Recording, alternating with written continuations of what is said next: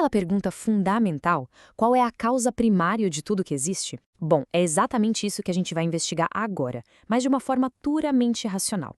A ideia é deixar de lado qualquer dogma e usar apenas a lógica, com base naquilo que podemos observar e deduzir. E toda essa nossa investigação vai se apoiar num único pilar, sabe? Um princípio lógico absoluto, que é a base tanto da ciência quanto da filosofia. Não há efeito sem causa. Sem isso, sem essa premissa, qualquer busca por conhecimento simplesmente não faz sentido. É a regra número 1 da razão. Então esse é o nosso ponto de partida. Antes de pensar em qualquer outra coisa, a lógica é clara. Do nada, absolutamente nada pode surgir. Pensa bem, se o universo existe, ele não pode ter simplesmente aparecido do vácuo absoluto, assim, do nada. Ele precisa, necessariamente, ter uma causa. Essa é a base de qualquer investigação séria, seja num laboratório ou num debate filosófico. Ok, se todo efeito tem uma causa, vamos olhar para o maior, mais complexo e, com certeza, mais impressionante efeito que a gente consegue observar: o próprio universo. A força desse argumento está na simplicidade dele. É só olhar ao nosso redor. Das menores partículas subatômicas até as galáxias gigantescas, tudo funciona seguindo leis matemáticas precisas, numa ordem que é, francamente, impressionante. Esse sistema todo, vasto e super intrincado, é o efeito. E, por isso, seguindo o nosso axioma, a razão exige que ele tenha uma causa. E aí vem a pergunta inevitável, né? Que tipo de causa seria capaz de produzir um efeito tão gigantesco, tão harmonioso e tão complexo assim? Para a gente entender a natureza dessa causa, vamos usar uma analogia bem clássica. Imagina que alguém encontra um relógio numa praia. Vendo todas aquelas engrenagens funcionando em perfeita sincronia, a conclusão óbvia seria que ele foi feito por um relojoeiro, por alguém inteligente, e não que ele surgiu do acaso, da areia.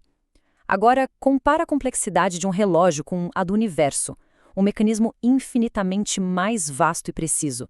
A lógica nos leva para uma conclusão parecida, só que numa escala que a gente mal consegue imaginar.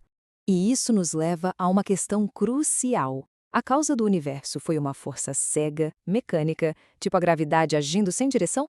Ou foi uma força guiada por inteligência com um propósito? Olha, essa imagem aqui ilustra a diferença perfeitamente. Forças como a gravidade são brutas. Elas simplesmente agem de forma mecânica. Elas são a ferramenta, não o arquiteto.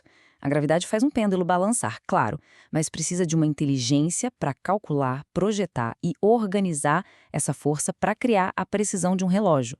Da mesma forma, as forças que movem o universo podem ser mecânicas, mas a inteligência que estabeleceu essas forças, que as distribuiu e harmonizou, essa, por definição, é a causa primária. Mas e o acaso? Muita gente pode argumentar que, sei lá, combinações aleatórias da matéria, ao longo de um tempo infinito, poderiam ter criado a ordem que a gente vê hoje. Será que o acaso é uma explicação que se sustenta? Então, é aqui que o argumento racional encontra um beco sem saída. Dizer que a ordem do universo veio do acaso é, na verdade, uma contradição. O acaso, por definição, é a ausência de intenção, ele é cego.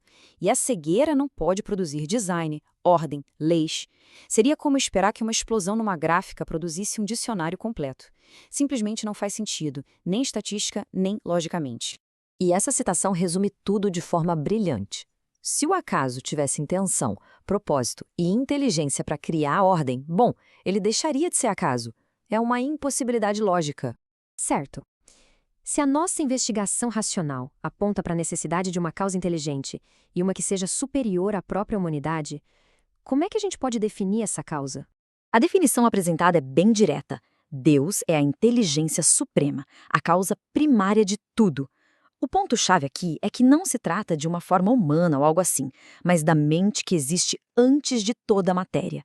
A inteligência que estabeleceu as leis que governam todo o cosmos. E aqui tem uma distinção bem importante para a gente não se confundir. Dizer que Deus é o infinito não é preciso. O infinito é um conceito abstrato, tipo altura ou beleza.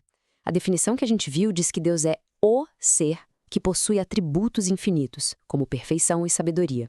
É a diferença entre uma qualidade e o ser que tem essa qualidade, entende? Então, vamos recapitular tudo? Bora refazer o caminho lógico que a gente percorreu para ver como cada peça desse quebra-cabeça se encaixa.